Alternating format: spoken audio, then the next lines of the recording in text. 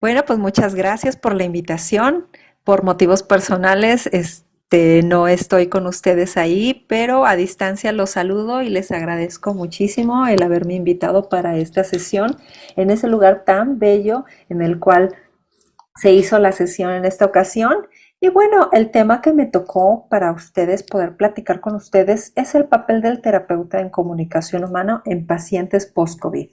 Ahorita nosotros ya estamos pues muy relajados con este tema de la pandemia que ya la dimos por oficialmente terminada desde el punto de vista personal, la mayoría de nosotros, pero si yo ahorita les dijera que levantaran la mano a todas las personas que les ha dado por lo menos una vez COVID, pues seguramente habría muchas manos levantadas.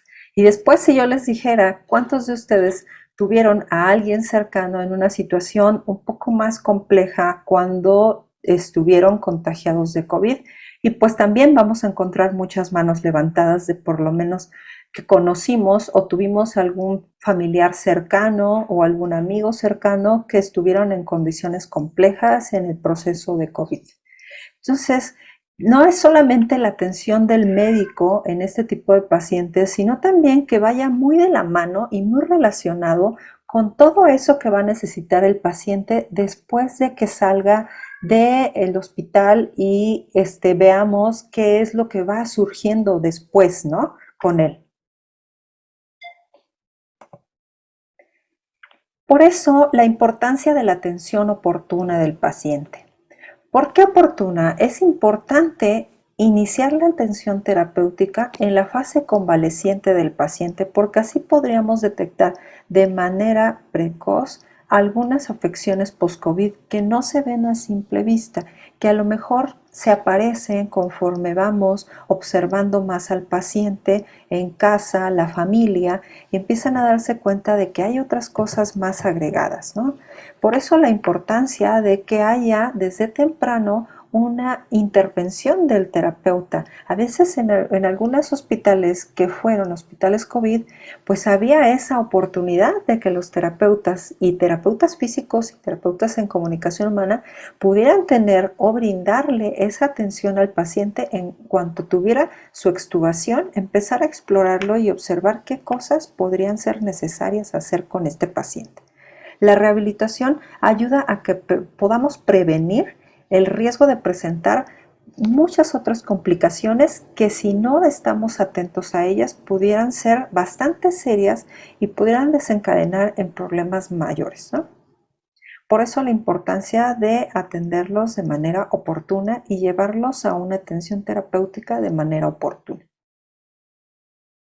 Pero bien, ¿quiénes son candidatos o quiénes serían candidatos a llevar una terapia post-COVID desde el punto de vista de comunicación humana? Y lo vamos a ver que tampoco podemos desglosarlo mucho y también tenemos que relacionarnos un poco con otras áreas de rehabilitación.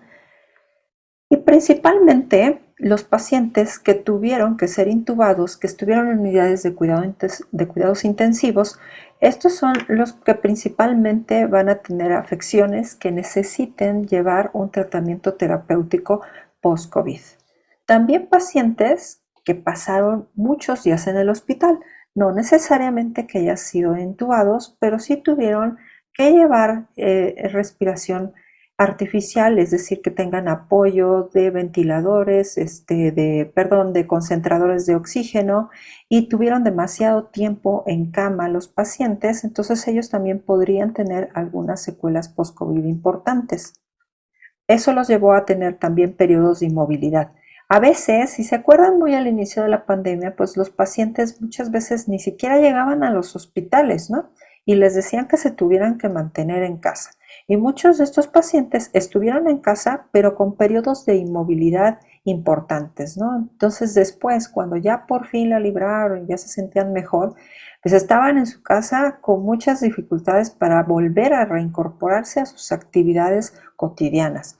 Por eso decimos que también los pacientes en los cuales se vio disminuida su independencia posterior al COVID son pacientes que deben de llevar una atención terapéutica. Pacientes que después de ese periodo prolongado de enfermedad ya no pueden tener una vida independiente como la solían tener. necesitan que les ayuden a vestirse, que les den de comer, porque ya no pueden ni sostener una cuchara. También tienen dificultades para comunicarse importantes, entonces eso hace que no solamente desde el punto de vista físico, sino que esto es como la base principal, ¿no? Los pacientes que tienen una disminución importante en su independencia en todos sentidos y en especial dentro de nuestro aspecto de comunicación, pues es donde nosotros tenemos mucha importancia en ese proceso de rehabilitación. Y bien, el tratamiento de terapia está indicado para todas las personas que presenten cualquier tipo de secuela, ya sea a nivel físico, cognitivo o neurológico. Las secuelas que principalmente encontramos y los síntomas que son más persistentes en los pacientes post-COVID regularmente son los que afectan al estado físico, pero no quiere decir que sean las únicas afecciones que puede tener un paciente post-COVID. Pero digamos que es lo que primero llama la atención o es el foco rojo principal, es que el paciente no puede prácticamente ponerse de pie, ni levantar un brazo, ni alzar una mano, y esas afecciones físicas pues son muy, muy importantes, obviamente, y son las que más llaman la atención al inicio. Pero también existen secuelas importantes a nivel cognitivo, como por ejemplo las alteraciones de memoria, de atención y de concentración para realizar algunas tareas básicas. Podríamos encontrar pacientes que a lo mejor en el aspecto físico no les fue tan mal, pero sí que tienen importantes secuelas a nivel cognitivo.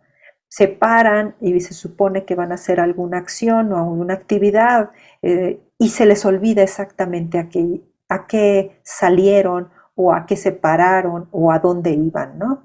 No pueden mantenerse concentrados. Algunos pacientes post-COVID refieren que no, les cuesta mucho trabajo ver la televisión.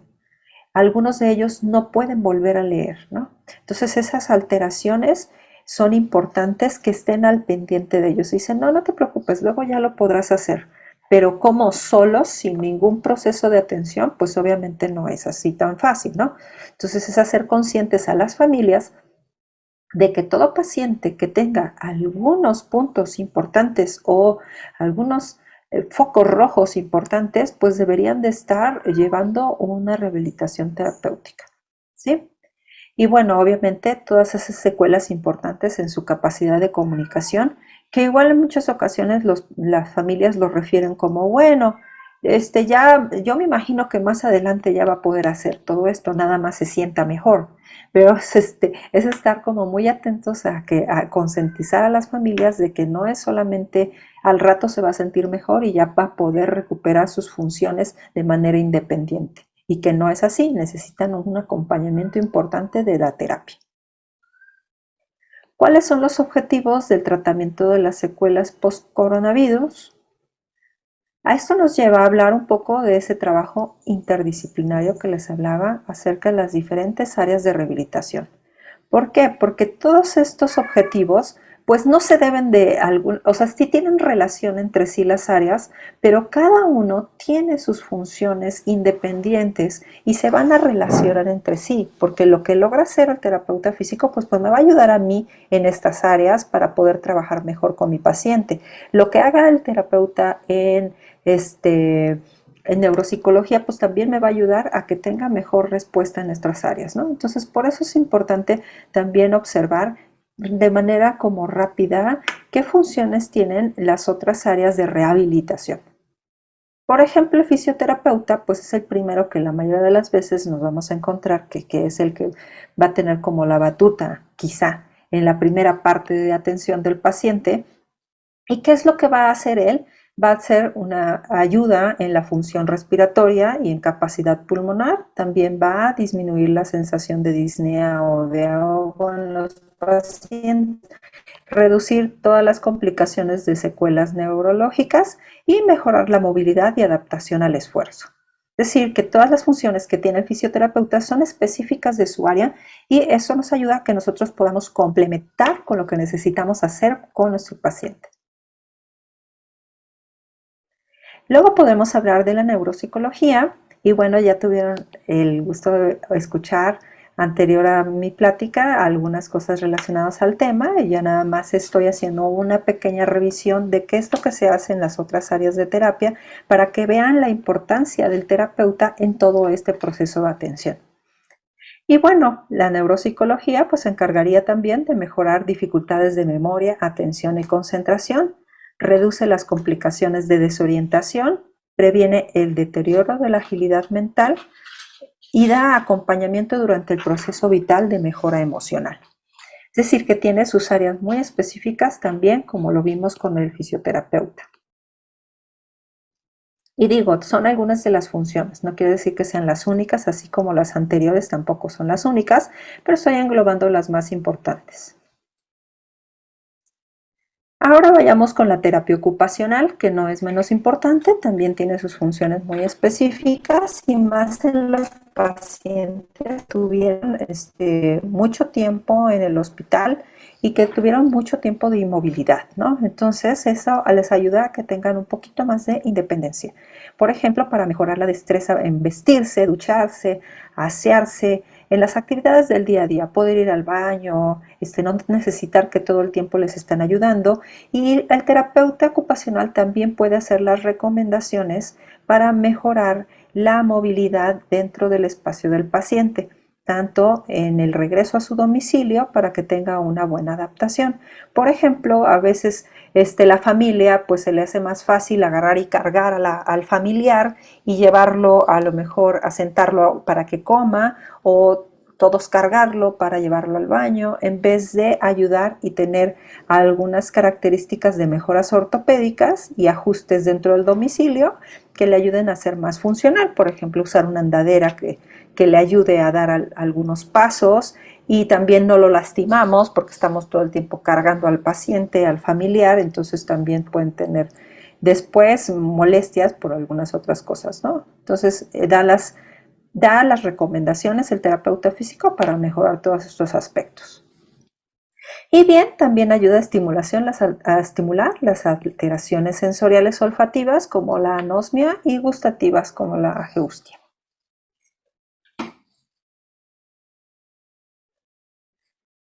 Y bueno, ahora sí, desde el punto de vista de la terapia en comunicación humana, ¿qué podemos lograr a través de la terapia en comunicación humana para estos pacientes post-COVID? Aquí puse algunas de las funciones de las más importantes. Vamos a desglosarlas un poquito más adelante para que podamos platicar de ellas. Y bueno, vamos a trabajar la voz, la fonación y la articulación del habla. También nos ayuda a trabajar y mejorar el nivel de comprensión por la afección que pueda tener el paciente por afectación cerebral, recuperar la agilidad del habla o del lenguaje, buscar sistemas alternativos que mejoren la comunicación del paciente y también tratar problemas derivados de la deglución a raíz de un periodo de intubación. De todos estos que vemos aquí, en el orden que van, pues yo creo que uno de los que nos más llama la atención es el último, ¿no? Esta parte de los problemas que tienen derivados de deglución por estar intubados los pacientes y también el primero que está acá, trabajos de la voz y la fonación y articulación. Creo que son los que principalmente van a llamar más la atención, van a ser los focos rojos más importantes en este paciente.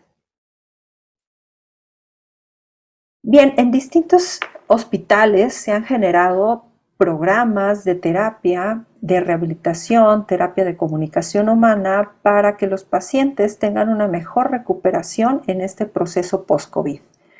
Nos costó mucho trabajo a todos como instituciones, como centros de salud, ir haciendo los ajustes necesarios en el momento en que todo estaba dándose tan rápido. Entonces, en una semana decían, los pacientes que tuvieron COVID tienen problemas en esto, pero a la siguiente semana decían, pero también tienen problemas en esto otro. Y por cierto, también necesitan atenderse en esto otro. Entonces, en ese proceso todos fuimos aprendiendo y fuimos investigando y fuimos dando a los pacientes post-COVID pues la mejor atención posible.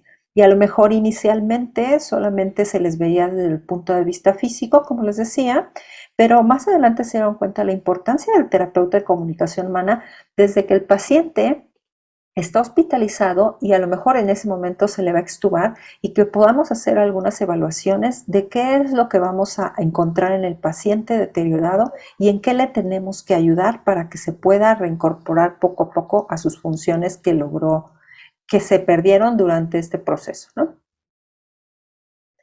Y ahora bien, yo les englobé aquí 4 de las más importantes, que son justamente dificultades del habla, problemas de deglución, problemas del lenguaje y también el buscar comunicación alternativa en el paciente. Es importante, como les decía, que tengamos cierta prevención, es decir, estar observando en el paciente si va presentando algunas otras características que tengamos que atender, no solamente enfocarnos en las que estamos viendo en ese momento, sino como terapeuta, pues vas observando qué otras cosas tiene dificultad, ¿no? Y con ellas estarlas inmediatamente valorando, teniendo una relación ahí importante con su médico, tanto el foniatra, en el caso de que tengan algún problema auditivo, pues con su audiólogo y en ese caso estar dando nuevos diagnósticos en su proceso de atención y por lo mismo así tener un trabajo mejor integrado, ¿sí? Esto nos va a ayudar a que tengan mejor recuperación de manera más integral en su comunicación. Y bien, tomando en cuenta estos 4 elementos que son los más importantes, no son los únicos, engloban solamente las áreas más importantes, pero pues obviamente pueden presentarse muchos más. Podríamos empezar con la parte de la deglución. Fíjense que esta estadística es una estadística global en la cual se podían observar la sintomatología general de los pacientes posextubados, que era lo que más se presentaba.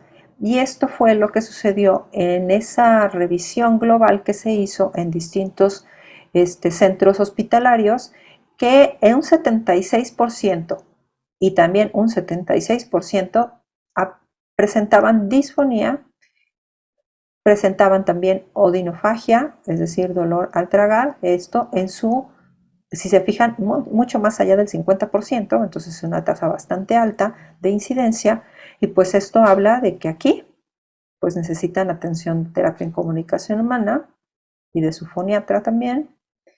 Y esta parte de la disfagia tiene un 49%, o sea, casi un 50% de los pacientes van a tener problemas de disfagia, los cuales definitivamente van a necesitar una atención terapéutica. También van a presentar en menor porcentaje disnea laringe en un 23% y estridor en un 7%. Ahora bien, en la deglución, pues bueno, vamos a encontrar que justamente hay falta de coordinación entre la deglución y la respiración. Esta falta de coordinación entre cómo está haciendo su deglución y cómo respira fue a consecuencia del aumento en ese patrón de frecuencia respiratoria en el cual estuvo quizá por meses, ¿no? Entonces, por lo mismo, se va a ver alterada la deglución por la falla respiratoria o de ese ritmo respiratorio, esa frecuencia respiratoria en el paciente. Y va a haber un incremento en el riesgo para que lleguen a aspirar tanto saliva, secreciones y por consecuencia también alimentos. Entonces es importante que esto sea un obligado dentro del proceso de terapia en comunicación humana, el observar que todos los procesos de disfagia y de deglución estén correctos. Ahora bien, ¿qué es lo que tendrías que hacer? Bueno, lo principal pues es mantener las medidas oportunas de seguridad, es decir, estar revisando con nuestro oxímetro siempre a la mano, ver cómo está oxigenando el paciente conforme estamos haciendo algunos ejercicios para él, hacer una intervención y práctica sobre cada una de las etapas deglutorias afectadas. Tenemos que observar en qué etapa de deglución se quedó el paciente y cuáles ha logrado recuperar. Algunos pacientes lograrán recuperarlas de forma más efectiva y más rápida simplemente porque tienen mayores habilidades para poderlo hacer y otros pacientes no les será tan fácil, van a batallar mucho más y podríamos encontrarlos en etapas deglutorias muy básicas, ¿no? Entonces tendríamos que observar en qué etapa se encuentra el paciente y empezar desde lo más sencillo hacia lo más complejo. Y esto siempre midiendo mucho los ejercicios para no generar en ellos fatiga también. Hay estrategias compensatorias, por ejemplo, también podríamos ayudarles a que tengan mejor ajuste postural. Después de tanto tiempo en reposo y de inmovilidad, pues los pacientes han perdido también la postura adecuada para estar sentados, para poder respirar bien, para comer. Entonces a veces están demasiado recostados y así queremos que estén comiendo y no es tampoco lo más adecuado. Entonces es ayudarle tanto a la familia como al paciente que sepan cuáles son esas maniobras compensatorias más adecuadas para que tenga una mejor postura en todo este proceso de deglución. Enseñarles maniobras de deglución a la familia también y modificar la dieta. A veces el paciente pues igual quería comer ciertas cosas y pues se le antojan mucho, pero no las puede comer, ¿no? Entonces hay que ir revisando todas esas modificaciones de la dieta, ir muy de la mano también con los nutriólogos, porque en este proceso en el cual el paciente no se está pudiendo alimentar de manera efectiva, correcta y bien, pues obviamente vamos a empezar a tener problemas importantes de desnutrición. Entonces tenemos que estar atentos y estar de la mano con el nutriólogo para observar que la dieta siempre se mantenga adecuada para el paciente. ¿Ok? Hay que tomar en cuenta los intereses de esa persona. Eso es muy importante porque a veces le queremos dar la papilla de brócoli y a lo mejor el señor nunca comió brócoli en su vida, pero le estamos haciendo su ejercicio con eso porque queremos esa consistencia, ¿no? Pero tenemos que ser como muy claros y tomar en cuenta qué cosas le gustan y integrarlas dentro de la terapia, ¿no? Esa es la parte de humanizar a ese proceso de atención. Porque muchas veces, y yo me ha tocado verlo, que, y es muy triste ver esas cosas, pero bueno, suceden, en las cuales está el terapeuta y ni siquiera está volteando a ver al paciente y está hablando con el familiar y de repente empieza a hacerle un masaje, meterle el guante, ya la mano con el guante a la boca y a darle un masaje y el paciente está indefenso, sentado, sintiendo cómo le mueven, le jalan y le hacen. No es una boca el paciente, al final necesitas tener esa parte humana en la cual le digas, mire, voy a empezar a hacer cierto ejercicio, le voy a hacer un masaje que le va a servir para esto, ahora voy a introducir mi mano a la boca, este ejercicio le va a servir para X o Z cosa, ¿no? Lo importante es que humanicemos ese proceso de atención y que el paciente así se sienta integrado en su mismo proceso y que también eso le ayude a, pues, echarle más ganas, ¿no? Y ir haciendo las cosas mejor. Y bueno, hay que tener cuidado mucho en la rehabilitación masticatoria para que también esté todo con todos los elementos contemplados en su plan de rehabilitación de deglución. Ahora vamos con la parte de la voz y habla. Y bueno, estos tienen principalmente alteración de la mecánica fonatoria, así como pueden presentar en algunos casos parálisis cordal, y esto se da por la consecuencia de una alteración en los parámetros acústicos de voz.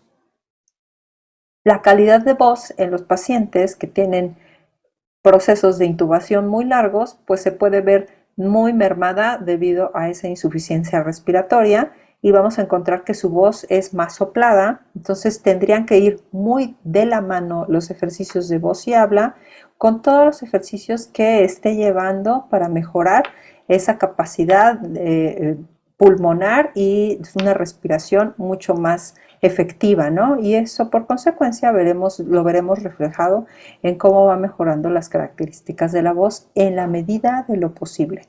¿Ok?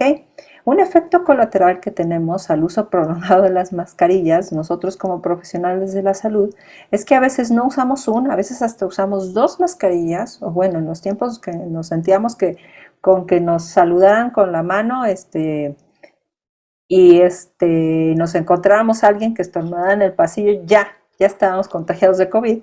En ese entonces, pues nos poníamos dos cubrebocas, una careta, dos pares de guantes, uno sobre del otro, y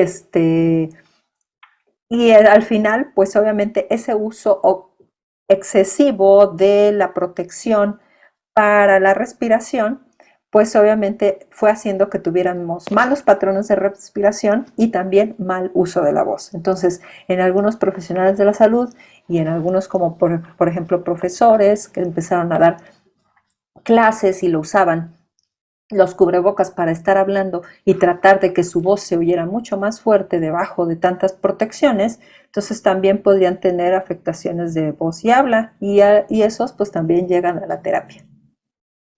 Así que no solamente los pacientes post-COVID, sino que los médicos, especialistas y demás que estuvieron atendiendo pacientes COVID por estar utilizando tanto tiempo cubrebocas.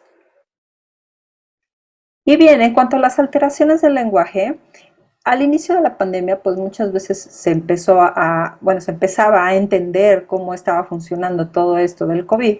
Y pues lo primero es, cada semana salía algo diferente, no sé si se acuerden, pero una semana decían, el COVID le da a los gatos también, y a los perros. Y la siguiente semana estábamos todos poniéndole cubrebocas al perro, ¿no? Y a la siguiente semana te decían, es que es una afectación principalmente en vías respiratorias, pero la siguiente semana decían, ¿qué creen? También da afectaciones de tipo neurológico. Entonces, si chispas, pues también hay otras cosas extras. Entonces ahí se vio que muchos pacientes post-COVID a lo mejor salían o eran egresados de los hospitales y en unas semanas o en unos meses podrían llegar a tener algunos eventos vasculares cerebrales y quedar con alguna afasia o alteración en el lenguaje por consecuencia del COVID. Entonces, es importante que estemos observando todo ese tipo de cosas, ¿no? Y bueno, van a perder en mayor o menor medida esa capacidad de comunicación. Podremos tener alteración en su comunicación y verse afectado el lenguaje en algunos pacientes post-COVID que tuvieron alguna alteración como afásica por consecuencia de un evento vascular. Muy importante en estos casos que los pacientes se atiendan lo más pronto posible. Así como cualquier paciente que ha tenido un EBC, inmediatamente pedimos que se le atienda rápidamente en el hospital y que rápidamente vaya a terapia, pues sería en el mismo sentido. O sea, es importante que los familiares no lo dejen a la larga, porque sí, aquí sí hay mucho tiempo que perder, ¿no? Entonces sabemos bien que todo paciente con una afasia tiene que tener una atención pronta, oportuna, para tener un mejor resultado. Entonces se observó que mucho paciente post-COVID estaba teniendo alteraciones del lenguaje, pero que estas alteraciones del lenguaje tenían una razón diferente a que solamente algo muy básico, ¿no? Sino que pudieran tener por algunos eventos vasculares cerebrales mínimos, pequeños, que se fueron aumentando.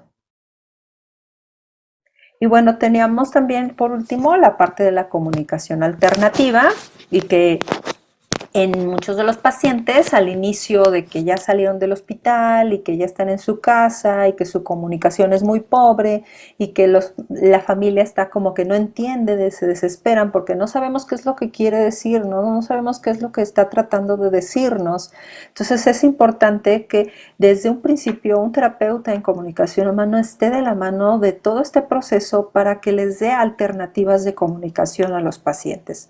Entonces es importante considerar todas esas opciones comunicativas que pudiera tener. A veces pueden ser tableros de comunicación, en otras ocasiones podemos hacer tarjetas comunicativas para que el paciente pueda señalar con alguna opción de algo que quiere y no siempre tendrán que ser con texto, a veces pueden ser con imágenes sencillas y claras para que el paciente pueda señalar alguna cosa en especial. Estos elementos son importantes para que el paciente nos pueda expresar desde sus necesidades básicas, como quiero ir al baño, alguna cosa de dolor, que si le duele la cabeza, si le duele alguna parte del cuerpo, cómo se siente, si se siente frustrado, si está contento, en fin, entre muchas otras cosas que podríamos integrar en estos tableros de comunicación. Y estos tienen que hacerse de forma personalizada dependiendo de las necesidades y características de cada persona. Por ejemplo, en un tablero de comunicación podríamos integrar a los miembros de esa familia en especial y a lo mejor si él quiere ver a alguien, pues bueno, le podemos mostrar el tablero y decirle, ¿quieres ver a alguien de aquí? ¿Quieres ver a tu hermano? Y entonces él podría ayudarnos a entender qué cosas son las que necesita en ese momento. No es que se vayan a utilizar los tableros de comunicación de manera fija o de forma determinante de que ya no va a tener otra forma comunicativa, sino que es al inicio, muy al inicio, cuando le damos una herramienta que le sirva accesible, que le sirva para comunicarse con su familia y que baje esa ansiedad, ¿no? De que no puedo decirles qué es lo que siento, no puedo decir qué es lo que necesito. Y bueno, ya para ir terminando, muchas gracias por su atención, por todo este tiempo que estuvieron conmigo. Espero que haya sido claro, hubiera querido poder explayarme como en el proceso de atención y qué características y qué ejercicios en específico pudieras hacer para deglución, para la voz, etcétera, ¿no? Pero bueno, creo que era darles un panorama general para que entendieran la importancia del terapeuta en comunicación humana en todo este proceso del paciente, que no deben de estar sin compañía en este proceso. Debe haber un acompañamiento del terapeuta para ir observando las cosas y necesidades de los pacientes. Y lo importante y básico es que sea oportuno, porque muchas veces ya llegan con mucho atraso o a lo mejor sintieron que eran más importantes otras cosas y al final dejan al último esa parte de mejorar la comunicación de ese paciente y pues ya no les podemos ofrecer lo mismo cuando han tenido tanto delación o tanto atraso en ese proceso de atención. Es importante el tratamiento oportuno y eso siempre va a marcar la diferencia en la calidad de lo que le podemos dar al paciente y cómo mejoraría su calidad de vida en el paciente post-COVID. Es decir, que bueno, a medida o en medida de lo que necesita cada uno de los pacientes, obviamente, y que cada uno pues va a lograr ciertas cosas, ninguno es igual. Y esto que es súper importante, que el trabajo es interdisciplinario. Es muy importante que para que tengamos un buen resultado en la rehabilitación, trabajemos todos en conjunto. El terapeuta físico, el ocupacional, el neuropsicólogo, el terapeuta en comunicación humana y así como el área médica. Ninguna es más importante que otra. Todos se tienen que consolidar para el trabajo de este paciente. Y pues bueno, les agradezco mucho su atención. Espero que todo lo que haya hablado, dicho, haya sido claro para ustedes y estoy en contacto con ustedes. Si es que tienen alguna pregunta o algo, lo pueden hacer llegar a mi correo y yo con muchísimo gusto podré ahondar en algún tema en específico de lo que necesiten. Muchísimas gracias.